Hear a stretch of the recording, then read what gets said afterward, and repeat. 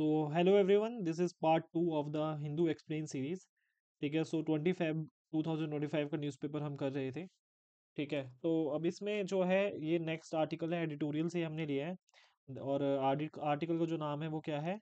Russia reset. Article का नाम क्या है? Russia reset. तो बेसिकली हुआ क्या है कि जो रशिया और यूएस डिप्लोमेटिक जो टाइज हैं अब वो रीसेट हो रहे हैं इस आर्टिकल के अकॉर्डिंग। ये आर्टिकल ऐसा कह रहा है।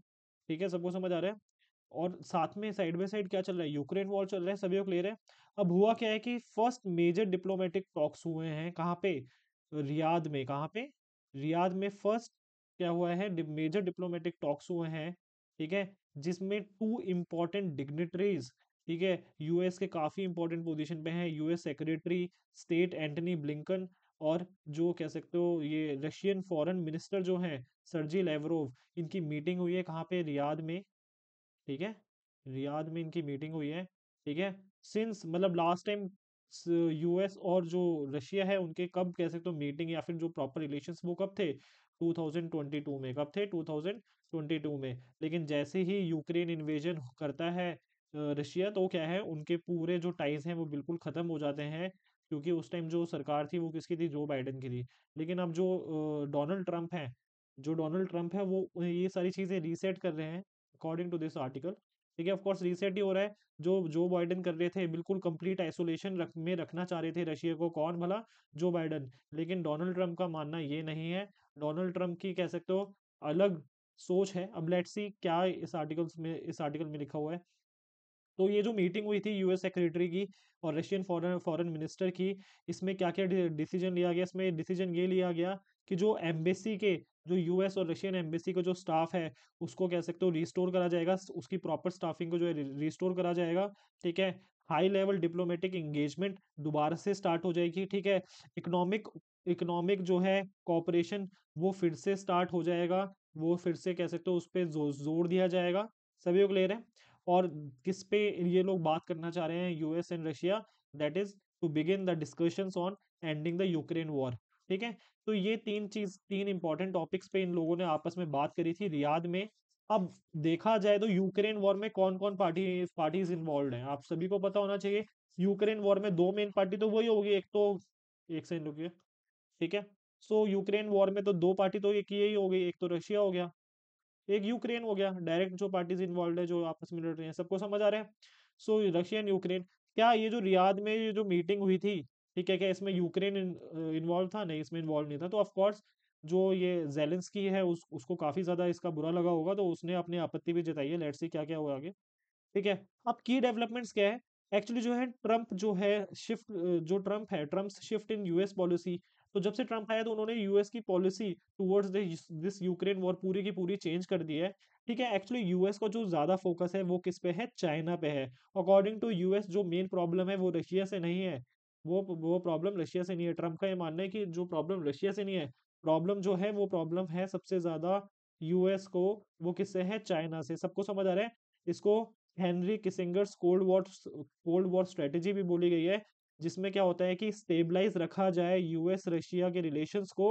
भैया अगर यूएस रशिया के रिलेशन स्टेबल हैं तो फिर अब जो यूएस है वो किस पे ध्यान दे सकता है? किस पे कंसंट्रेट कर सकता है? चाइना पे कंसंट्रेट कर सकता है। So this is one of the reason जिसकी वजह से जो ट्रम्प है, जो यूएस अब गवर्नमेंट है, वो कोशिश ये कर रही है कि उनका जो रिलेशन है किससे, उनका जो रिलेशन है किसके साथ? रशिया के साथ, वो थोड़ा स्टेबल हो जाए, ताकि वो किस पे फोकस कर पाए? ताकि वो चाइना पे फोकस कर पाए।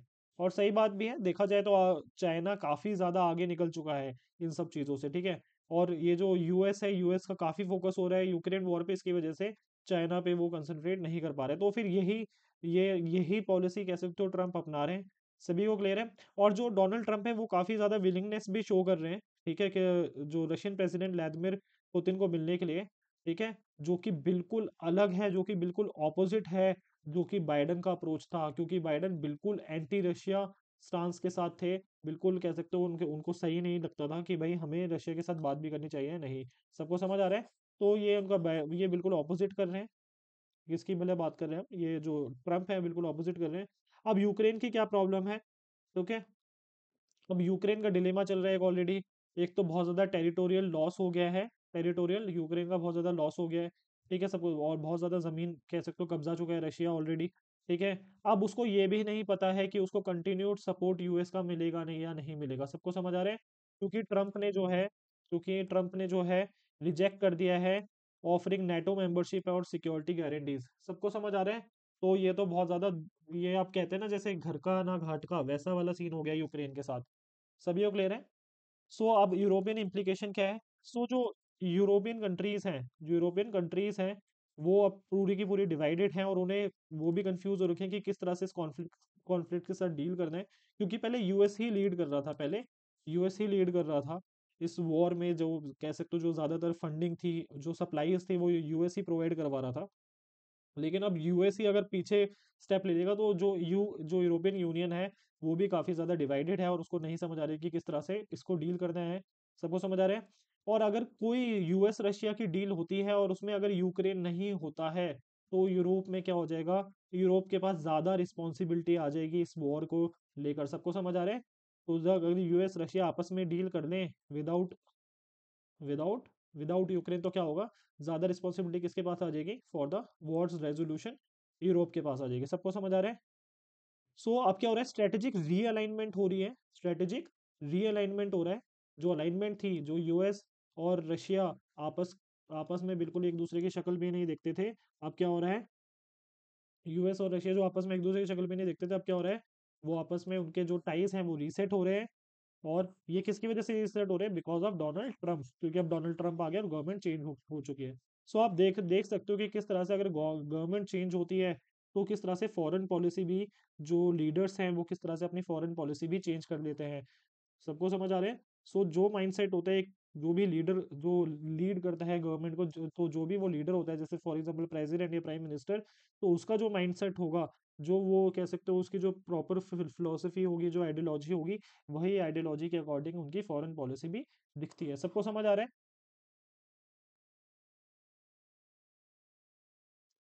सो अब नेक्स्ट जो आर्टिकल है वो है Myanmar Manipur and strained borders. ठीक है। Myanmar Manipur and strained borders next article है, ये भी एडिटोरियल से लिया है। सो ये कहता है कि political instability in Myanmar and the resulting refugee influx are straining North East India security, economy and border management. ठीक है। Necessitating are response for to maintain stability and economic management. तो ये कह रहा है कि जो पॉलिटिकल स्टेबिलिटी इंस्टेबिलिटी है म्यांमार में, जो आपको सभी को पता है ना कि वहां पे कूप हो रखा है, सभी को क्लियर है, तख्ता पलट हो रखा है म्यांमार में। तो ये आर्टिकल कह रहा है कि म्यांमार में जो तख्ता पलट हो रखा है उसकी वजह से काफी ज्यादा रेफ्यूजीज आ रहे हैं इंडिया में, क्या आ रहे हैं, काफी ज्यादा रेफ्यूजी आ रहे हैं इंडिया में। ठीक है। क्योंकि वहां पे जो मिलिट्री है काफी ज्यादा, बहुत ज्यादा अत्याचार कर रही है कॉमन लोगों पे। अब जब ऑफ कोर्स जब अत्याचार होगा तो वो कहीं ना कहीं भागेंगे, तो कहाँ भाग रहे हैं, वो इंडिया में आ रहे हैं, वो सबको समझ आ रहा है, रेफ्यूजीज। तो उसकी वजह से क्या है, जो नॉर्थ ईस्ट इंडिया है उसमें काफी ज्यादा इश्यूज आ रहे हैं, उसकी सिक्योरिटी में नॉर्थ ईस्ट इंडिया की इकोनॉमी काफी अफेक्ट हो रही है, और बॉर्डर मैनेजमेंट भी काफी इश्यूज है। Let's see what is the whole matter. इस आर्टिकल की समरी हमने ऑलरेडी बना दी है, तो सीधा समरी पढ़ते हैं। ठीक है। So Myanmar Manipur and strain borders are detailed analysis. ठीक है, क्लियर है। तो सभी को पता है पॉलिटिकल टर्मोइल चल रहा है म्यांमार में। ठीक है। जिसकी वजह से सीरियस रिपरकशंस हैं नॉर्थ ईस्ट इंडिया में, सबको समझ आ रहा है। सो म्यांमार में जो इतनी ज्यादा प्रॉब्लम्स चल रही हैं, जिसकी मतलब पूरा तख्ता पलट हो रखा है, उसकी वजह से प्रॉब्लम कहाँ आ रही है, हमारे नॉर्थ ईस्ट इंडिया में प्रॉब्लम आ रही है, क्योंकि उसकी सिक्योरिटी अफेक्ट हो रही है, क्योंकि उसकी इकोनॉमी अफेक्ट हो रही है, और बॉर्डर मैनेजमेंट भी काफी इशू हो रहा है। सभी को क्लियर है। सो अब ये क्यों हो रहा है, क्योंकि बहुत सारे रेफ्यूजीज जो है, ठीक है, वो आ जा रहे हैं इंडिया में। कहाँ पे आ जा रहे हैं, इंडिया में।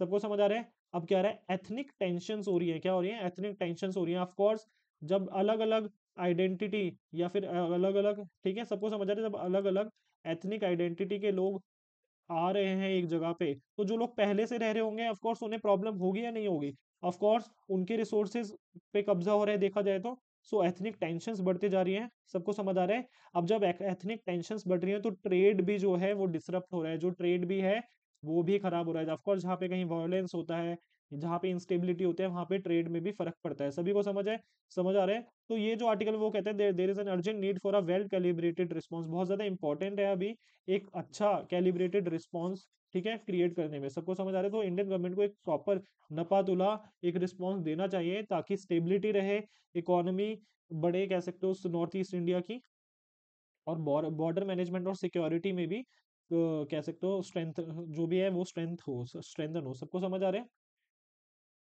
सो बात करते हैं इसकी। म्यांमार मिलिट्री को आप सबको पता होगा। सो 2021 में म्यांमार मिलिट्री को होता है, ठीक है, जिसकी वजह से क्या होता है, अनरेस्ट फैल जाता है। ऑफकोर्स जो सिविलियन पॉपुलेशन है वो सड़कों पे आ जाती है और बोलती है कि भाई आर्मी के अगेंस्ट वो लोग उतर जाते हैं और उसका विद्रोह करते हैं। सबको समझ आ रहा है? तो इसमें क्या था, पीपल डिफेंस फोर्सेस जो थी और एथनिक आर्म्ड ऑर्गेनाइजेशन जो थी, ठीक है, ये कह सकते हो रजिस्ट करती हैं म्यांमार में म्यांमार मिलिट्री को, जिसको क्या कहते हैं, तात्मा दो कहते हैं। तात्मा डो, लिखते तो यही अब तात्मा डो ही होता होगा, ठीक है, क्लियर है? जिसका मतलब होता है, आई गेस इसका मतलब होता है ग्रेट आर्मी। इसका मतलब क्या होता है, great army.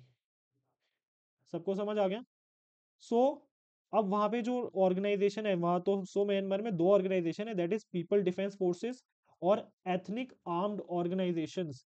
Ethnic armed organization ये दोनों मिलकर क्या करती हैं, किसके खिलाफ खड़े हो जाती हैं, जो म्यांमार की मिलिट्री है उसके खिलाफ। क्योंकि म्यांमार की जो मिलिट्री है, जो म्यांमार की मिलिट्री है वो क्या कर देती है, तख्ता पलट कर देती है 2021 में। ये सबको पता ही होगा जो आप लोग अगर कंटिन्यूसली पढ़ रहे हो इतने टाइम से, ठीक है, सबको समझ आ रहा है? सो अब रिसेंटली क्या हुआ है कि जो जो जो आर्मी है, मिलिट्री, जो म्यांमार की मिलिट्री है, ठीक है, वो जो है ना उसने काफी एरियाज पे, काफी जो लैंड है उस पे जो है ना अपना कह सकते हो कंट्रोल उसका हट गया है। सबको समझ आ रहा है? So the army has lost control over large parts of the country, ठीक है। ज्यादातर जैसे बॉर्डर एरिया, जैसे जैसे चिन हो गया या कचिन स्टेट्स हो गया म्यांमार में, वहां पे जो आर्मी का जो कंट्रोल है वो बिल्कुल लॉस्ट हो चुका है। सबको समझ आ रहा है? और ये जो एरिया मैंने जैसे बताया चीन और कचिन, ये इंडिया के नॉर्थ ईस्ट स्टेट्स के साथ ये अटैच्ड हैं, या फिर कह सकते हो जुड़े हुए हैं। सभी को क्लियर है? सो म्यांमार इस तरफ है, यहाँ पे इंडिया आ गया। सबको समझ आ गया? अब क्या कर रही है जो म्यांमार की आर्मी है, जो म्यांमार आर्मी है वो या फिर म्यांमार जो मिलिट्री है वो क्या करवा रही है, एरियल बॉम्बार्डमेंट्स करवा रही है, एरियल बॉम्बार्डमेंट करवा रही है। सबको समझ आ रहा है? हवाई हमले करवा रही है ऐसे एरियाज पे जहाँ पे पीडीएफ और ये जो एफएओ, सॉरी ईएओ की जो, और ये जो है दोनों की दोनों, इन दोनों ने कब्जा कर लिया है। सबको समझ आ रहा है? तो जहाँ पर इन्होंने अपना कंट्रोल लूज कर दिया है, वहां पे क्या है, ये म्यांमार मिलिट्री जो है वहां पे बॉम्बार्डमेंट करवा रही है। और बॉम्बार्डमेंट कर रही है तो ऑफ कोर्स जो यहाँ के लोग हैं वो कहीं ना कहीं भागेंगे। सो वो लोग कहाँ आ रहे हैं, वो ऑफ कोर्स वो आ रहे हैं रेफ्यूजी बन के इंडिया में। ऑफ कोर्स सबको अपनी जान प्यारी है। सभी लोग ले रहे हैं।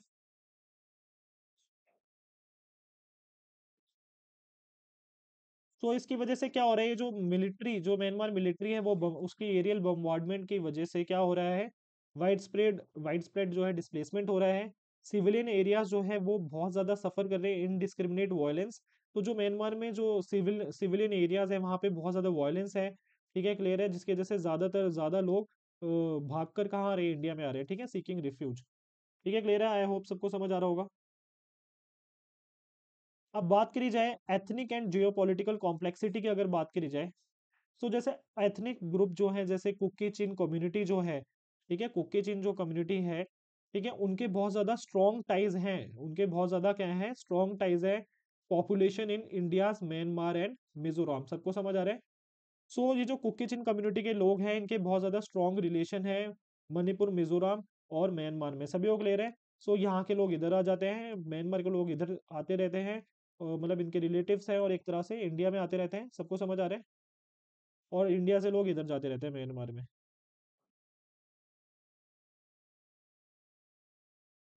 सभी लोग ले रहे हैं, क्योंकि बिल्कुल ये बेसिकली रीजनल टेंशन है। ये जो इशू है रीजनल इशू है, ऐसा नहीं कि कंट्री स्पेसिफिक इशू इशू है। ये जो बॉर्डर एरियाज होते हैं इतना थोड़ा ना डिफरेंस होता, वो तो बस एक लाइन खींची होती है, ठीक है, क्लियर है। लेकिन ज्यादा डिफरेंस नहीं होता बॉर्डर के इस पार और इस पार लोगों की लाइफस्टाइल और बाकी चीजों में। सबको समझ आ रहा है? और वैसे भी जो म्यांमार जैसे बॉर्डर्स हैं जहाँ से लोग ऑलरेडी पहले फ्री फ्री फ्लो मूवमेंट होती थी लोगों की, जैसे बांग्लादेश बॉर्डर है वहाँ भी पहले फ्री फ्लो मूवमेंट होती थी। तो बहुत ज्यादा कह सकते हो रिलेशंस बन चुके थे जो बॉर्डर बॉर्डर एरियाज के लोग हैं आपस में। सभी लोग ले रहे हैं। सो एथनिक एंड जियोपॉलिटिकल कॉम्प्लेक्सिटी हम डिस्कस कर रहे थे। जो कुकी चिन कम्युनिटी है उनके स्ट्रॉन्ग टाइज हैं, पॉपुलेशन जो कह सकते हो जो इंडिया और इंडिया में मणिपुर और मिजोरम में जो लोग रहते हैं उनके साथ उनकी काफ़ी अच्छे टाइज हैं। ठीक है, तो जिसकी वजह से जो इशू है अब रीजनल इशू बन चुका है। फिर ऊपर से चाइना जो है काफ़ी ज़्यादा इन्फ्लुएंस दिखा रहा है म्यांमार में, काफ़ी ज़्यादा इन्फ्लुएंस कौन दिखा रहा है? चाइना दिखा रहा है, जिसकी वजह से जो मैटर है काफ़ी ज़्यादा कॉम्प्लिकेट हो रहा है, जिसकी वजह से जो मैटर काफ़ी कॉम्प्लिकेट हो रहा है। ठीक है, और जो चाइना है वो कह सकते हो आर्मी को बहुत ज़्यादा सपोर्ट करता है, आर्मी को बहुत ज़्यादा सपोर्ट करता है, म्यांमार आर्मी को बहुत ज़्यादा सपोर्ट करता है, ताकि वेस्टर्न इन्फ्लुएंस कम हो, ताकि वेस्टर्न इन्फ्लुएंस कम हो। सभी लोग क्लियर है? सो ये सारा बैकग्राउंड है, इतनी सारी जो प्रॉब्लम चल रही है म्यांमार में। तो अब रेफ्यूजीज आ रहे हैं इंडिया में, सभी लोग क्लियर है? सो बात करी जाए स्केल ऑफ रेफ्यूजीज की, बात करी जाए तो क्या कोई इसकी काउंटिंग हुई है? क्या कोई पता है कि कितने नंबर ऑफ रेफ्यूजीज इंडिया में आए हैं? सो एक्चुअली इसकी काउंटिंग नहीं हुई है। So exact numbers are hard to estimate, अभी तक क्लियर नहीं है कि कितने नंबर ऑफ रेफ्यूजीज इंडिया में आए हैं। लेकिन जैसे दिसंबर 2023 में जो इंडियन गवर्नमेंट है उन्होंने एस्टिमेट करा था कि थाउजेंड्स ऑफ रेफ्यूजीज जो है उन्होंने क्रॉस कर दिया था बॉर्डर। ठीक है, क्योंकि बहुत ज्यादा वायलेंस हो रही थी। सभी को क्लियर है? अब बात करते हैं मिजोरम की। तो ज़्यादा जो अफेक्टेड एरियाज हैं इस रेफ्यूजी इन्फ्लक्स की वजह से, जो रेफ्यूजी एरिया है उसकी वजह से ज़्यादा जो ज़्यादा कह सकते हो प्रॉब्लम आ रही है एरिया में, वो आ रही है मिजोरम में और मणिपुर में।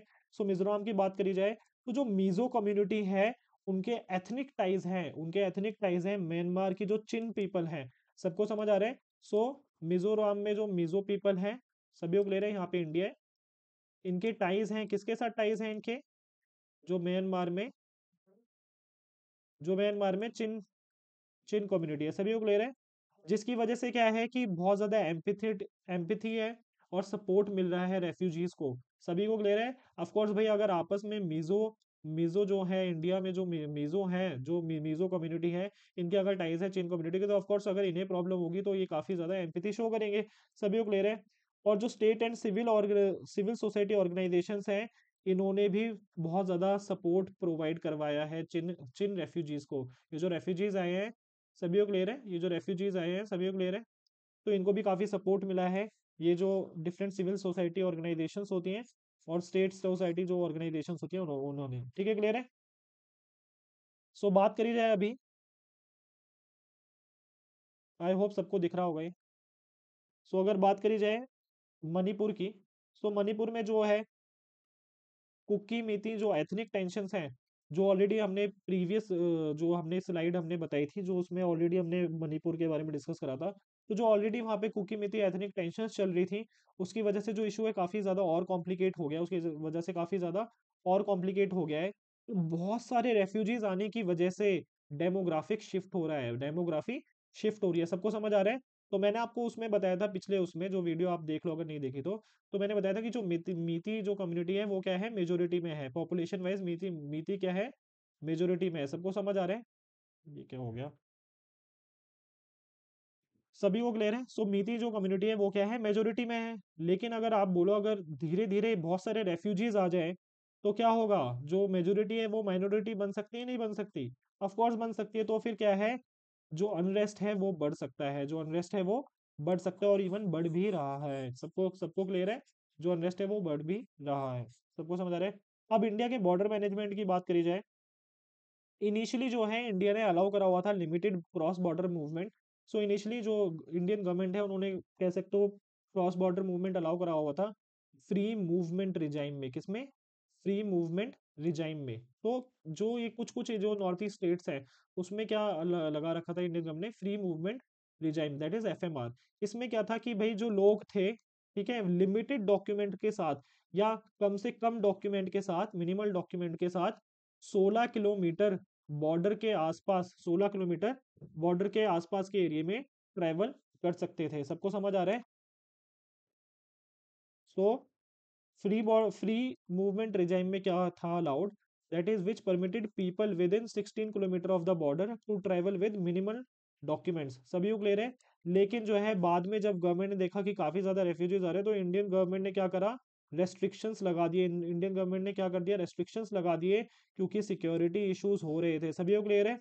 अब दिसंबर 2024 में एक नया फ्रेमवर्क गवर्नमेंट लेकर आती है, जिसमें क्या है, जो बॉर्डर तभी क्रॉस करा जाए, तो मतलब बॉर्डर तभी क्रॉस करने की अनुमति मिलेगी या परमिशन मिलेगी, ठीक है, जब आप एक पर्टिकुलर एंट्री पॉइंट से आएंगे, ठीक है, वो भी सिर्फ एक परमिट के साथ। सबको समझ आ रहा है? सो सो क्रॉस बॉर्डर कह सकते हो, बॉर्डर बॉर्डर क्रॉसिंग किसके थ्रू हो सकती थी, पर्टिकुलर एंट्री पॉइंट से ही हो सकती थी, वो भी सिर्फ एक पर्टिकुलर परमिट परमिट के साथ। क्या फ्री मूवमेंट रिजाइम में ये चीज पॉसिबल थी? फ्री मूवमेंट रिजाइम में ये और भी ज्यादा आसान था बॉर्डर को क्रॉस करने का। ठीक है, क्लियर है। सो ये रेस्ट्रिक्टिव अप्रोच की वजह से ये जो बहुत ज्यादा रिस्ट्रिक्शन लग रहा है, रेफ्यूजीज को काफी प्रॉब्लम फेस करनी पड़ रही है, और खासकर उन लोगों को बहुत ज्यादा प्रॉब्लम फेस करनी पड़ रही है जो दोनों साइड, जिनके रिलेशंस हैं, जिनके दोनों साइड फैमिली है, सभी को ले रहे हैं, जिनकी फैमिली इंडिया में भी है, जिनकी फैमिली म्यांमार में भी है, तो उनको काफी ज्यादा प्रॉब्लम फेस करनी पड़ रही है। सबको समझ आ रहा है? अब बात करी जाए इकोनॉमिक एंड स्ट्रेटेजिक रेमिफिकेशन। अब इकोनॉमिक इफेक्ट क्या है? अब जैसे मोरहे, मोरहे क्या है, ट्रेड हब है मणिपुर में, क्या है, ट्रेड हब है मणिपुर में, उसको काफी ज्यादा नुकसान पहुंचा है इस कॉन्फ्लिक्ट की वजह से। सभी को क्लियर है? और जो इंडिया का प्लान था, इंडिया ने एक प्लान करा था कि इंडिया से ले जाता हुआ म्यांमार थाईलैंड होता हुआ, इंडिया से जाता हुआ म्यांमार थाईलैंड होता हुआ, सबको समझ आ रहा है? तो इंडिया से जाता हुआ म्यांमार थाईलैंड होता हुआ एक हाईवे, एक ट्राईलेटरल हाईवे की बात करी थी इंडियन इंडियन गवर्नमेंट ने, जिसपे इवन काम भी चल रहा था कि जो एक हाईवे जाएगा इंडिया से होता हुआ म्यांमार, फिर म्यांमार से थाईलैंड। ठीक है, सो ट्राईलेटरल हाईवे की बात करी थी, तो उस पे भी, उसको भी काफी ज्यादा झटका मिला है, उस पे भी पूरा काम वाम सब रुक चुका है, उस पे भी कोई प्रोग्रेस नहीं हो रही है। सो ये काफी ज्यादा इशू हो रहा है। सो ट्रेड पे इशू पड़ा है, ये जो India Myanmar Thailand trilateral highway था, इस पे भी फर्क पड़ा है। सबको समझ आ रहा है? फिर ऊपर से चाइना भी काफी ज्यादा इंटरफेरेंस कर रहा है म्यांमार के मैटर में, चाइना भी काफी ज्यादा इन्फ्लुएंस और इंटरफेरेंस कर रहा है म्यांमार के मैटर में, और ऑफ कोर्स जहाँ पे चाइना इन्वॉल्व है उसका कहीं ना कहीं फर्क तो इंडिया पे भी पड़ेगा। सो चाइना के जो है स्ट्रेटेजिक इंटरेस्ट है म्यांमार में, क्योंकि चाइना जो है क्या बनाना चाहता है, China Myanmar economic corridor, China Myanmar economic corridor. सबको समझ आ रहा है? साथ में चाइना जो है कुछ एथनिक आर्म्ड ग्रुप्स को भी सपोर्ट करता है। ठीक है, जिसकी वजह से शांति लाना बहुत भी ज्यादा मुश्किल है, इस एरिया में शांति लाना और भी ज्यादा मुश्किल है इस रीजन में। सबको समझ आ रहा है? सो देख लो कितने सारी पार्टीज इन्वॉल्व है यहाँ पे, सिर्फ इंडियन गवर्नमेंट और म्यांमार गवर्नमेंट इन्वॉल्व नहीं है, इवन यहाँ पे चाइना भी इन्वॉल्व है। सभी को क्लियर है? सो जो जो मिलिट्री है, सॉरी, जो म्यांमार मिलिट्री है, जो म्यांमार मिलिट्री को क्या बोला गया है, तात्मा दो। ठीक है, तात्मा दोज, रिलायंस ऑन चाइना। सो जो म्यांमार मिलिट्री है, ठीक है, उसकी काफी ज्यादा डिपेंडेंस है चाइना पे। ठीक है, और इतना ज्यादा अगर वो चाइना पे डिपेंडेंट है, तो इंडिया के साथ उसके जो है म्यांमार के काफी ज्यादा वीक रिलेशन हो चुके हैं अब। ठीक है, म्यांमार के काफी ज्यादा वीक रिलेशनशिप हो चुकी है इंडिया के साथ। सभी को क्लियर है? अब पॉलिसी चैलेंजेस की बात करी जाए, so India policy challenges and the way forward. तो आगे क्या कर सकती है इंडियन गवर्नमेंट? ठीक है, so India faces a policy dilemma. अब पॉलिसीज डिलेमा कह सकते हो, इंडिया कह सकते हो इतनी प्रॉब्लम फेस करती है, लेट्स सी क्या है।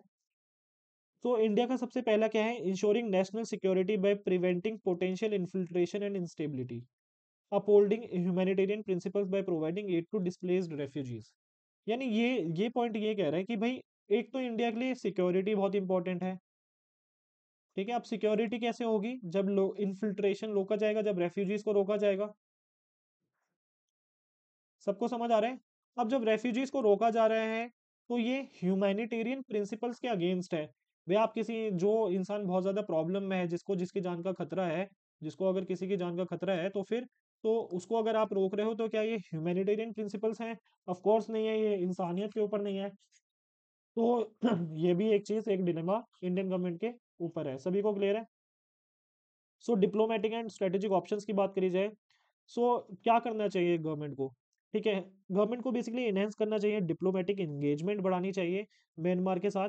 ठीक है, तो डिप्लोमेसी, ठीक है, रिलेशनशिप्स अपने सुधारने चाहिए म्यांमार के साथ।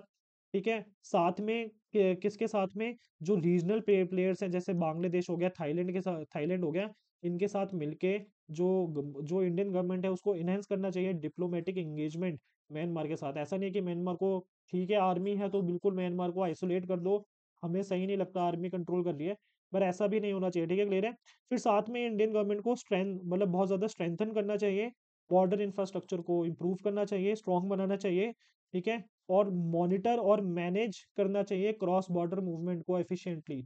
अगर देखो प्रॉपर एंट्री और एग्जिट लोगों की मैनेज हो जाती है, आपको पता है कि कितने लोग आ रहे हैं, ठीक है, कितने दिन से रह रहे हैं, अगर ये चीज ढंग से मैनेज हो जाए, तो क्रॉस बॉर्डर मूवमेंट भी आसान हो सकती है। सभी को क्लियर है? फिर साथ में जो ह्यूमैनिटेरियन एड है, जो कह सकते हो जो भी सपोर्ट दे कर सकते हो रेफ्यूजीज को, आप उस जो सपोर्ट हो उसको इंक्रीज करिए, ठीक है। लेकिन अब सपोर्ट दे रहे हो इसका मतलब ये थोड़ा ना कि भाई रेगुलेशंस या फिर बिल्कुल लीनियंट हो जाओ, नहीं। तो सपोर्ट देने का मतलब ये भी है कि आप सपोर्ट तो दीजिए, लेकिन स्ट्रिक्ट रेगुलेशंस रखिए, लेकिन स्ट्रिक्ट रेगुलेशंस रखिए, ताकि जो जैसे मणिपुर में कॉन्फ्लिक्ट हो रखा है वैसा कॉन्फ्लिक्ट ना हो। सभी को क्लियर है? So this is the article जो कि ये बताता है कि भाई जो म्यांमार में जो रीजनल इशू हो रखा है, जो म्यांमार में इतना ज़्यादा अनरेस्ट फैला हुआ है, उसकी वजह से इंडिया में रेफ्यूजीज आ रहे हैं। नॉर्थ ईस्ट इंडिया स्टेट में जो है इकोनॉमी, उसकी जो सिक्योरिटी है काफ़ी ज़्यादा अफेक्ट हो रही है, ठीक है। और इंडियन गवर्नमेंट को क्या करना चाहिए, ये हमने इसमें पूरा डिस्कस कर लिया है, ठीक है। अब ये लास्ट है, ये लास्ट टॉपिक है इसका, एक्चुअली सेकंड लास्ट है। सो नेक्स्ट जो है on building resilient telecom infrastructure, ठीक है। सो ये जो ये भी एक्सप्लेन्ड उसमें है, काफ़ी एडिटोरियल में काफ़ी बड़ा ये टॉपिक है, आर्टिकल है, ठीक है। तो ये इसकी सब हेडिंग पढ़ते हैं। What does the coalition for disaster resilient infrastructure report state, ठीक है। ये चीज़ याद रखना, coalition for disaster resilient infrastructure report state why do telecom networks face elevated risk in coastal regions in times of disaster and calamity, why are undersea cables preferred over land cables, is power failure a significant challenge. So आप सभी को पता होना चाहिए कि भाई एक कह सकते हो एक ऑर्गेनाइजेशन बनाई थी, ठीक है। एक पूरा ग्रुप बनाया है, इंडिया, इवन इंडिया ही इसका फाउंडर है, इस ग्रुप का इंडिया ही फाउंडर है। सो कोल इसका नाम क्या है, coalition for disaster resilient infrastructure, coalition for disaster resilient infrastructure. ये किसने बनाया था, ये इंडियन गवर्नमेंट ने बनाया था, जिसमें बाकी डिफरेंट डिफरेंट कंट्रीज भी इन्वॉल्व हैं, जिसमें बाकी डिफरेंट डिफरेंट कंट्रीज भी इन्वॉल्व हैं। सबको समझ आ रहा है, होप सो, ठीक है। सो इन्होंने एक रिपोर्ट निकाली है, और ये रिपोर्ट क्या है, ये दिखाती है कि इंडियन टेलीकॉम नेटवर्क जो है, ठीक है, डिजास्टर के टाइम अगर कोई डिजास्टर आता है, जैसे अर्थक्वेक हो गया, ठीक है, कोई साइक्लोन हो रहा है, तो इंडियन टेलीकॉम जो नेटवर्क है, ठीक है, जो इंडियन टेलीकॉम नेटवर्क है वो कितना सक्षम है, कितना एफिशिएंट है, वो ये चीज दिखाता है, ठीक है। क्लियर है? क्या वो बिल्कुल प्रिपेयर रहता है इंडियन टेलीकॉम नेटवर्क, जब भी कोई अर्थक्वेक आता है या जब भी कोई साइक्लोन आता है, ठीक है, जब भी कोई डिजास्टर हिट करता है। सो ऑफ कोर्स देखो, जब अगर कोई फॉर एग्जांपल साइक्लोन आ रहा है, तो आपने देखा है कि भाई पूरे खंभे गिर जाते हैं तारों के, ठीक है। क्लियर है? अलग अलग कह सकते हो रीजन जो है वहाँ पानी भर जाता है। तो क्या नेटवर्क उस टाइम अवेलेबल रहता है? तो अब नेटवर्क भी अवेलेबल नहीं रहता, तो क्या जो इंडियन टेलीकॉम नेटवर्क्स हैं क्या वो बिल्कुल रेडी हैं? तो इसकी रिपोर्ट प्रिपेयर करी है किसने? Coalition for disaster resilient infrastructure ने, ठीक है। Coalition for disaster resilient infrastructure में जिसका फाउंडिंग मेंबर कौन रह चुका है? जिसका फाउंडिंग मेंबर इंडिया है, ठीक है। क्लियर है? ये प्राइम मिनिस्टर नरेंद्र मोदी की छत्र छाया में ये बनी थी, ठीक है। That is coalition for disaster resilient infrastructure. इसके बारे में एक बार अलग से डिस्कस कर लेंगे, एक सेपरेट लेक्चर बना देंगे, दैट इज CDRI के ऊपर। सो ये जो स्टडी है, ये कह सकते हो जोर किस पे देती है, जो वल्नरेबिलिटीज हैं टेलीकॉम इंफ्रास्ट्रक्चर में, जो वल्नरेबिलिटीज हैं टेलीकॉम इंफ्रास्ट्रक्चर में, स्पेशली जैसे कोस्टल रीजन्स में जो वल्नरेबिलिटीज हैं, किसमें स्पेशली, जो कि कोस्टल कोस्टल रीजन में वल्नरेबिलिटीज हैं, ठीक है। ऑफ कोर्स जब कोस्टल रीजन में कोई डिजास्टर होता है, तो फिर टेलीकॉम नेटवर्क्स को काफ़ी ज़्यादा अफेक्ट पड़ता है, काफ़ी ज़्यादा कह सकते हो वो डैमेज होता है, और लोग आपस में कनेक्ट ही नहीं कर पाते। अब ऑफ कोर्स सबसे ज़्यादा प्रॉब्लम कब होती होगी लोगों को, जब डिजास्टर हिट करता है, और डिजास्टर के हिट करने के टाइम लोगों का अगर कॉल ही नहीं लग पा रहा है, अगर वो आपस में कनेक्ट ही नहीं हो पा रहे, तो कितनी ज़्यादा प्रॉब्लम होती है, ठीक है। तो इस जो रिपोर्ट है, इसने सजेस्ट करा है कि क्या चेंजेस लाने चाहिए, पॉलिसी एंड टेक्निकल सॉल्यूशंस ऐसे क्या होने चाहिए जब कह सकते हो डिजास्टर हिट करता है इंडिया में, और ताकि इंडियन टेलीकॉम नेटवर्क को प्रिपेयर करा जा सके इंपॉर्टेंट कोई भी अगर डिजास्टर होता है, ठीक है। क्लियर है? So who created this report? So coalition for disaster resilient infrastructure ने रिपोर्ट बनाई है, जो कि मल्टीलेटरल ऑर्गेनाइजेशन है, जो कि क्या है, एक मल्टीलेटरल ऑर्गेनाइजेशन है, जिसको लॉन्च करा था Indian prime minister Narendra Modi ने 2019 में। सभी क्लियर है? सो रिपोर्ट का है, रिपोर्ट जो है उसको इनपुट कहाँ से मिला है, रिपोर्ट ने डाटा कहाँ से लिया है, टेलीकॉम एक्सपर्ट्स इन्वॉल्व हुए हैं, पॉलिसी मेकर्स इसमें इन्वॉल्व हुए हैं, डिजास्टर मैनेजमेंट के ऑफिशियल्स इसमें इन्वॉल्व हुए हैं इस रिपोर्ट को बनाने में, स्टेट एंड यूनियन गवर्नमेंट के रिप्रेजेंटेटिव्स भी इन्वॉल्व हुए हैं इस रिपोर्ट को बनाने में। इसमें जो है बताया गया है ऐसी क्या क्या वल्नरेबिलिटीज हैं इंडियन टेलीकॉम सेक्टर की, ठीक है, और क्या क्या कह सकते हो रिकमेंडेशंस इसने बोली है रिपोर्ट ने, कि जिसकी वजह से डिजास्टर में ये जो टेलीकॉम सर्विस प्रोवाइडर होते हैं, ये जो टेलीकॉम इंडियन टेलीकॉम सर्विस वाले हैं, वो अपने आप को प्रिपेयर करके रख सके। सभी लोग क्लियर है? सो टेलीकॉम रेजिलियंस, अब ऐसी ज़रूरत क्या है, मतलब ऐसा इसको इतना रेजिलियंट बनाने की ज़रूरत क्या है? ठीक है। ऑफ कोर्स देखो, टेलीकॉम नेटवर्क जो है बहुत इंपॉर्टेंट रोल प्ले करते हैं डिजास्टर मैनेजमेंट में। ये कम्युनिकेशन को इनेबल करते हैं। लोकल अथॉरिटीज आपस में कनेक्ट कर पाती हैं। कोई भी कितनी से कितनी बड़ी प्रॉब्लम हो जाए तो लोकल अथॉरिटीज आपस में कैसे कम्युनिकेट करेगी, ठीक है। ऑफ कोर्स इसी के थ्रू, जैसे फॉर एग्जांपल एक हॉस्पिटल है, उसको कनेक्ट करना है किसी फॉर एग्जांपल पुलिस स्टेशन से, या पुलिस स्टेशन को एक हॉस्पिटल से कनेक्ट करना है। अर्थक्वेक आ रखा है तो कैसे कनेक्ट करेंगे? ऑफ कोर्स सबको समझ आ रहा है, टेलीकॉम से ही कनेक्ट करेंगे, टेलीकम्युनिकेशन करेंगे, सबको समझ आ रहा है। सो जैसे नेशनल डिजास्टर मैनेजमेंट अथॉरिटी हो गई, ठीक है, क्लियर है, उसको कम्युनिकेशन करना है, ठीक है, सबको समझ रहा है। इमरजेंसी सर्विसेज में भी कम्युनिकेशन रिक्वायर्ड होता है, ठीक है। स्टेट एंड यूनियन गवर्नमेंट्स को आपस में अगर कम्युनिकेट करना है तो भी कह सकते हो टेलीकम्युनिकेशन की जरूरत है। सो इसका रेजिलिएंट होना बहुत ज़्यादा ज़रूरी है, सबको समझ आ रहा है। लेकिन जो है, जो टेलीकॉम इंफ्रास्ट्रक्चर है वो काफ़ी ज़्यादा वल्नरेबल है। अभी जो इंडिया में जो टेलीकॉम इंफ्रास्ट्रक्चर है वो काफ़ी ज़्यादा वल्नरेबल है। क्यों? क्योंकि overhead cables that snap in storms and cyclones, तो जब स्टॉर्म्स आते हैं, साइक्लोन्स आते हैं, आपने देखा है खंभों पे जो तार लगे रहते हैं, इवन खंभे ही गिर जाते हैं। तो जब खंभे गिरते हैं तो वो तार भी ऑफ कोर्स टूट जाते होंगे, सबको समझ आ रहा है। सो अबव ग्राउंड टेलीकॉम टावर्स होते हैं, जो देखा नहीं है, जो जो जमीन के ऊपर टावर्स लगाए जाते हैं वो भी हाई स्पीड विंड्स को नहीं झेल पाते। तो अगर टावर ही टूट जा रहा है तो फिर क्या नेटवर्क आएगा? ऑफ कोर्स वो भी नहीं आएगा, ठीक है। तो ये वल्नरेबिलिटीज, ये इसकी कमजोरी दिखा रहा हूँ मैं आप लोगों को, ये इस आर्टिकल में लिखी हुई है, ठीक है। सो इलेक्ट्रिसिटी डिपेंडेंसी, अब ऑफ कोर्स जो ये टावर है, ये जो वायर में कम्युनिकेशन हो रहा है, ऑफ कोर्स इसके लिए भी इलेक्ट्रिसिटी चाहिए होती होगी। सो ये इलेक्ट्रिसिटी डिपेंडेंसी है। अगर जब कह सकते हो बहुत बड़े डिजास्टर आते हैं तो फिर जो इलेक्ट्रिसिटी है, जो पावर कट है वो भी हो जाता है, सबको समझ आ रहा है? सबको समझ आ गया? सो पावर कट हो जाता है, जब पावर कट होता है तो क्या है, उसकी वजह से पावर फेलर होता है। पावर फेलर की वजह से क्या हो जाता है हमारा, जो ये जो नेटवर्क के जितना भी इंफ्रास्ट्रक्चर है, जो टेलीकॉम इंफ्रास्ट्रक्चर है, वो भी कह सकते हो चलना बंद हो जाता है, ठीक है। So how disaster impact telecom networks. तो सबसे पहले बात है, increased risk in coastal areas. Coastal areas में और भी ज्यादा प्रॉब्लम है। अब कोस्टल रीजन में क्या है, वो ज्यादा वल्नरेबल होते हैं, क्योंकि उसमें क्या है, अंडर सी केबल्स होती है। कोस्टल रीजन्स में क्या होती है, अंडर सी केबल्स होती हैं।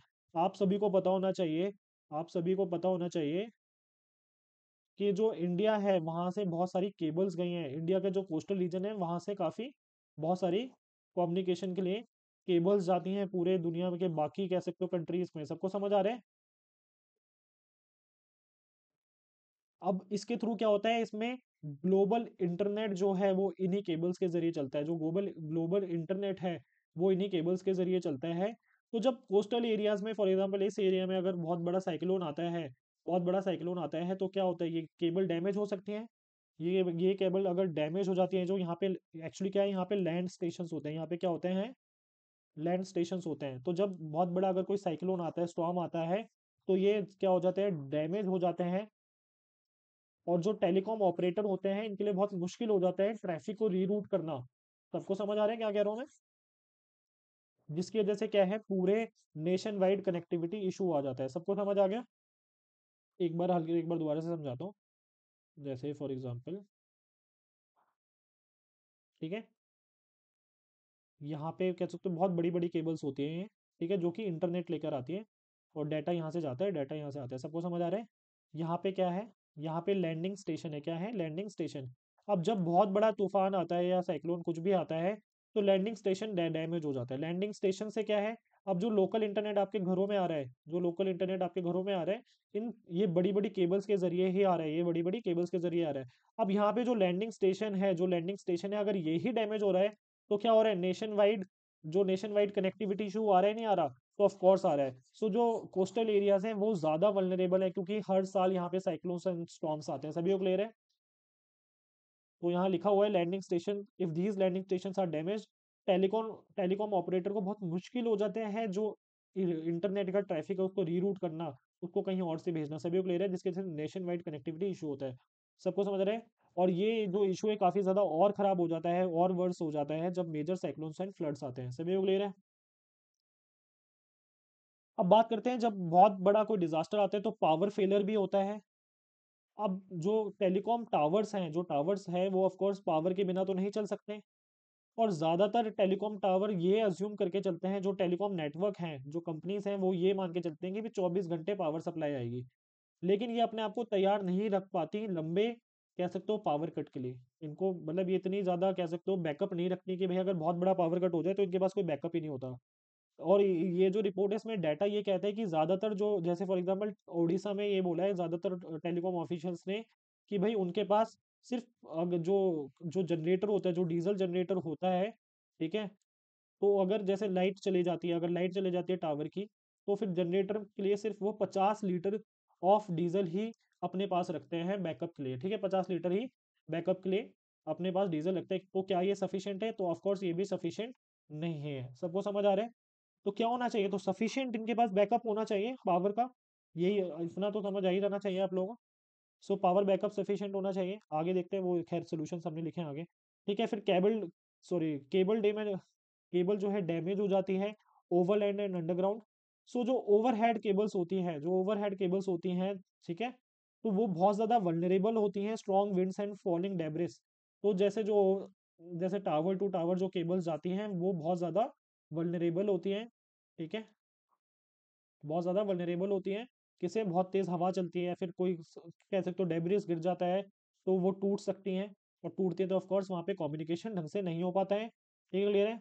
अंडरग्राउंड केबल जो है वो सेफ तो होती हैं, लेकिन अगर पूरी की पूरा इंफ्रास्ट्रक्चर ही खत्म हो जाए, कोई बहुत बड़ा अर्थक्वेक आ जाए, तो वो भी क्या हो जाती हैं, वो भी डैमेज हो जाती हैं। ठीक है, क्लियर है? अब जितनी भी हमारे देश में ज़्यादातर जो बड़े-बड़े टाउन्स हैं, वहाँ पे क्या है, पुअरली प्लान्ड अर्बन डेवलपमेंट हुआ है। क्या जो अर्बन डेवलपमेंट है, वो क्या ढंग से हुई है? ऑफ कोर्स नहीं हुई है, ठीक है? जिसकी वजह से जो रिस्क है, जिसकी वजह से जो रिस्क है केबल डैमेज होने का, जिसकी वजह से जो रिस्क है केबल डैमेज होने का, वो भी काफ़ी ज़्यादा बढ़ जाता है। सभी को क्लियर है? क्या सॉल्यूशन है टेलीकॉम रेजिलियंस को इम्प्रूव करने के लिए? इसी रिपोर्ट में लिखा है कि पहली बात तो इंफ्रास्ट्रक्चर को स्ट्रेंथन करो, ठीक है? इंफ्रास्ट्रक्चर को स्ट्रॉन्ग बनाओ, ठीक है? कैसे? कि एक तो building robust telecom towers, towers को बहुत ज़्यादा स्ट्रॉन्ग बनाने की ज़रूरत है, ठीक है? इतना ज़्यादा स्ट्रॉन्ग बनाओ कि कितने से कितने हाई स्पीड विंड चल रही हो तो वो उसको भी झेल जाए, ठीक है? क्लियर है? और फोकस करा जाए कि coastal regions and cyclone prone regions में ऐसे स्ट्रॉन्ग टावर्स बने, ठीक है? क्लियर है? ये बहुत इंपॉर्टेंट है, ये एग्जाम में आप लिख देना, ठीक है? वंस डिग वंस पॉलिसी डिग वंस पॉलिसी ये कहती है कि भाई अंडरग्राउंड केबल्स बिछाइए, कब? जब नई सड़क बन रही हो, जब नया नाला बन रहा हो, ठीक है, नया पाइपलाइन बन रही हो, ठीक है, और हो सके तो ये सारी चीजें अगर एक साथ हो रही हो, ठीक है, साथ में अगर उसके केबल भी चले जाए, तो फिर ये भाई सोने पे सुहागा वाली बात है। इसकी वजह से जो इंफ्रास्ट्रक्चर है वो काफी ज्यादा स्ट्रांग बनेगा। सभी को क्लियर है? ऐसा नहीं है कि पहले आपने सड़क बनाई, फिर उस सड़क को खोदा, फिर उसमें केबल डाला, तो जो स्ट्रक्चर है वो इतना स्ट्रांग नहीं रहता है। सभी को क्लियर है? तो इसकी वजह से जो है, जो कॉस्ट है वो भी कम होगा, रिस्क ऑफ नेटवर्क डैमेज भी कम होगा। अगर डिग वंस पॉलिसी होती है, डिग डिग मतलब खोदना, वंस मतलब एक साथ। सबको समझ आ रहा है? So underground cables alongside new roads, drainage and water pipelines. सभी को क्लियर है? सो बेटर पावर बैकअप, मैंने आपको पहले ही बता दिया था, better power backup and emergency planning होनी चाहिए, ठीक है? अल्टरनेटिव रिसोर्सेज कह सकते हो, ये टेलीकॉम ऑपरेटर्स ये जो है इनको देखने चाहिए, जैसे सोलर पावर्ड बैकअप सिस्टम्स भी हो, ये लोग यूज कर सकते हैं, ठीक है? So financial and policy measures ये क्या है, जो टेलीकॉम ऑपरेटर्स हैं, इनको इन्वेस्ट करना चाहिए डिजास्टर प्रूफिंग में, कि भाई हमारा जो पूरा इंफ्रास्ट्रक्चर है, जो हमारे पूरे टावर्स हैं, वो डिजास्टर प्रूफ है। हमारा जो पूरा इंफ्रास्ट्रक्चर हमने बना रखा है पूरे इंडिया में, वो डिजास्टर प्रूफ है। कुछ भी आ जाए, आंधी तूफान भूकंप कुछ भी आए, लेकिन हमारा जो स्ट्रक्चर है वो वैसे ही रहेगा, हमारी कनेक्टिविटी वैसी रहेगी। सबको समझ आ रहा है? साथ में इंश्योरेंस प्रोवाइड करवानी चाहिए, ठीक है? साथ में इंश्योरेंस प्रोवाइड करवानी चाहिए, जिसकी वजह से जो ये ऑपरेटर्स हैं, इनको इतनी टेंशन ना हो इन्वेस्ट करने में, जिसकी वजह से ये जो ऑपरेटर्स हैं इनको इतनी टेंशन ना हो इन्वेस्ट करने में। सभी को क्लियर है? साथ में जो जितने भी मल्टीपल स्टेक होल्डर्स हैं, वो सब आपस में जो रिस्क है उसको, कह सकते हो, डिवाइड कर ले, तो प्रॉब्लम और भी ज्यादा कम हो जाती है। सभी को क्लियर है?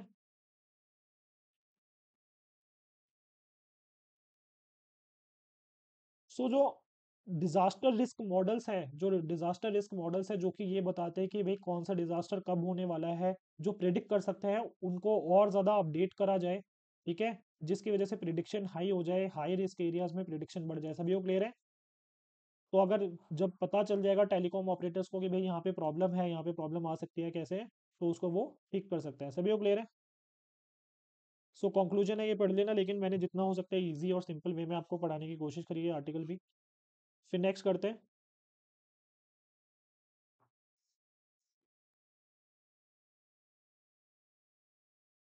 सो नेक्स्ट आर्टिकल आता है, did the iron age on Indian soil start from Tamil Nadu. सो सबको पता है आयरन एज क्या है। सो आर्टिकल कहता है, आर्टिकल की हेडलाइन क्या है, did the iron age on Indian soil start from Tamil Nadu. So जो चीफ मिनिस्टर है एम के स्टैलिन, वो ये कह रहे हैं कि जो इंडियन सब कॉन्टिनेंट है, जो इंडियन सब कॉन्टिनेंट है वहाँ पे सबसे पहले जो आयरन यूज हुआ था वो तमिलनाडु या फिर साउथ इंडिया में हुआ था। ठीक है, ये ऐसा क्लेम कर रहे हैं। एक्चुअली क्या है, प्रॉपर स्टडी हुई है, रिसर्च हुई है, जिसने ये दिखाया कि तमिलनाडु जो एरिया है, जो इवन जो तमिलनाडु या सदर्न इंडिया में जो रीजन है वहाँ पे आयरन एज बहुत पहले ही आ गया था एज कम्पेयर टू जो पहले स्टडीज हुई है। सभी लोग ले रहे हैं। सो इसकी भी हमने वो बना रखी है, एक समरी बना रखी है। सो आर्टिकल जो है ये डिस्कस करता है कि जो तमिलनाडु के चीफ मिनिस्टर हैं वो क्लेम कर रहे हैं कि जो आयरन एज है इंडिया है वो तमिल सॉइल से स्टार्ट हुआ था। तो इंडिया में जो आयरन एज आया था वो सबसे पहले कहाँ आया था, तमिलनाडु या फिर तमिल सॉइल में हुआ था, सॉइल से स्टार्ट हुआ था। सभी लोग ले रहे हैं। सो एक रिपोर्ट है जो कि तमिलनाडु की स्टेट आर्कियोलॉजिकल डिपार्टमेंट ने निकाली है, तमिलनाडु की स्टेट आर्कियोलॉजिकल डिपार्टमेंट ने निकाली है। और इस रिपोर्ट का नाम क्या है, इस रिपोर्ट का नाम है antiquity of iron recent radiometric dates from Tamil Nadu. ठीक है, रिपोर्ट का नाम ये है antiquity of iron recent radiometric dates from Tamil Nadu. और ये किसने निकाली है, स्टेट आर्कियोलॉजिकल डिपार्टमेंट ने निकाली है। कौन से स्टेट के, तमिलनाडु के स्टेट ने। ठीक है, इसने बोला है कि जो एविडेंसेस हैं आर्कियोलॉजिकल, ऐसे एविडेंसेस इन्हें मिले हैं, ऐसे सबूत मिले हैं आर्कियोलॉजिकल एविडेंस, जिन्होंने मतलब जिनके अकॉर्डिंग जो आयरन वर्किंग है, आयरन जो है यूज होना स्टार्ट हो गया था, मतलब कितने साल पहले से। ठीक है, as early as 3354 BCE to 2953 BCE। सबको समझ आ रहा है?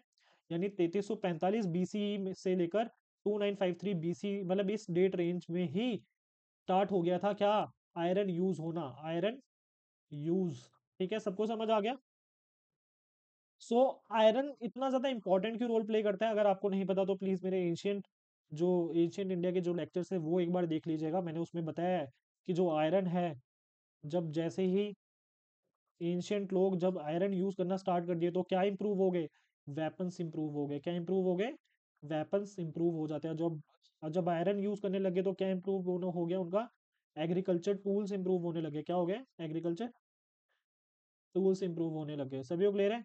और जब एग्रीकल्चर टूल्स इंप्रूव होने लग गए तो क्या होता है, क्रॉप्स, ग्रेन्स, वो भी, जब एग्रीकल्चर टूल्स बढ़िया होंगे तो जो क्रॉप है, खेती है, वो भी अच्छी होगी, ग्रेन्स भी ज्यादा होंगे। सभी को समझ आ रहा है? अब ग्रेन्स भी ज्यादा होंगे तो क्या होगा, सरप्लस होगा। क्या होगा, सरप्लस। सबको समझ ही आ रहा होगा, आई होप सो। तो क्या होगा, सरप्लस होगा। ठीक है, और सरप्लस होगा तो क्या है, सिटीज और टाउन्स बन सकते हैं। सरप्लस होगा तो टाउन्स एंड सिटीज बनेंगे, टाउन्स एंड सिटीज।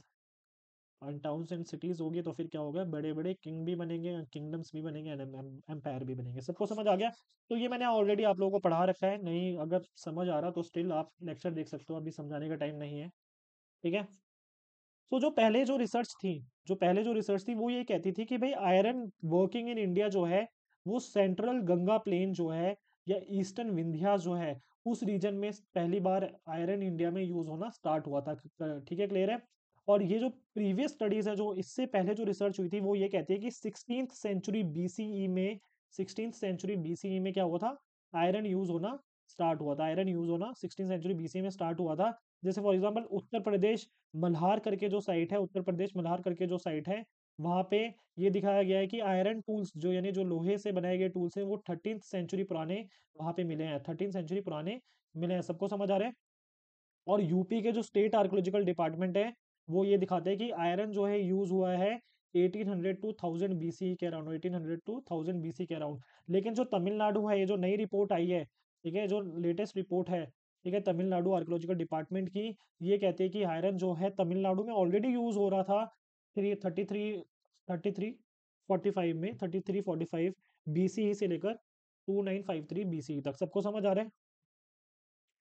सो जो ये एविडेंस मिला है तमिलनाडु में किस जगह पे मिला है, ये मिला है महिला दुमपराई, ठीक है, कृष्णागिरी डिस्ट्रिक्ट में, महिला दुमपराई कृष्णागिरी डिस्ट्रिक्ट में। सबको समझ आ रहा है? सो ये न्यू एविडेंस फ्रॉम तमिलनाडु है इन 2022। तो 2022 में मिलता है Mayiladumparai in Krishnagiri district. So finding जो है सजेस्ट करते हैं कि iron in Tamil Nadu predates many earlier assumptions.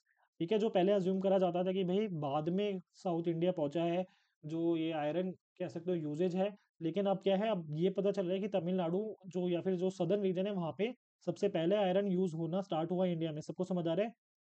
सो 42,000 साल पहले, around that is third millennium BC में ही जो है आयरन यूज होना स्टार्ट हो गया था फ्रॉम सॉरी इन तमिलनाडु। सबको समझ आ गया? सो जो रिसेंट रिपोर्ट है वो क्या फर्दर स्ट्रेंथन करती है इस क्लेम को कि ठीक है, कि जो नॉर्दर्न एरियाज हैं दैट इज जो विंध्या, वहां पे क्या है, वहां पे पहले क्या था, कॉपर एज था, और जो सदर्न रीजन है वहां पे क्या था, आयरन एज था। सबको समझ आ रहा है? यानी जिस जमाने में जो सेंट्रल इंडिया है, जो सेंट्रल एंड नॉर्दर्न इंडिया है, जिस जमाने में सेंट्रल और नॉर्दर्न इंडिया में क्या चल रहा था, कॉपर एज चल रहा था, कॉपर एज चल रहा था, उसी टाइम में सदर्न इंडिया में क्या चल रहा था, उसी टाइम में सदर्न इंडिया में क्या चल रहा था, आयरन एज चल रहा था। सबको समझ आ रहा है? तो ये हमारा इस आर्टिकल ने कहा है। बाकी मिलते हैं नेक्स्ट लेक्चर में। आई होप सबको समझ आ गया हो, सारा न्यूज़पेपर हमने करवा दिया है। कोशिश करना मेरे जितने भी लेक्चर्स हैं वो 1.5x या 2x पे देखो, समझ सारे ही आएंगे। ठीक है, किसी भी उसमें आर्टिकल में दिक्कत नहीं होगी। और अगर प्रॉब्लम आती है तो बाकी मैं कमेंट सेक्शन में आप कमेंट कर दीजिएगा, मैं तुरंत रिप्लाई करता हूँ। ठीक है, क्लियर है? सो मिलते हैं बाकी नेक्स्ट लेक्चर में। Till then bye bye and take care.